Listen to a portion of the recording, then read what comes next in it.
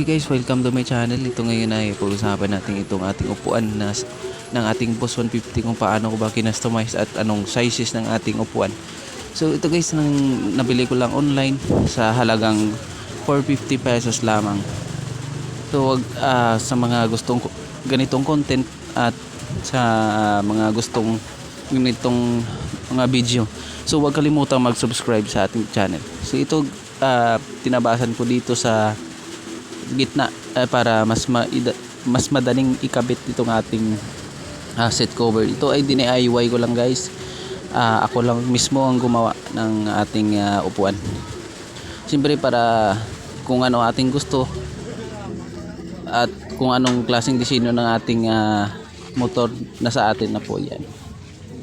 Ang size nga para ng ating seat cover ay 32 inches. Ang 32 inches na po ay sakto-sakto lamang sa ating Boss 150 na size ng ating upuan.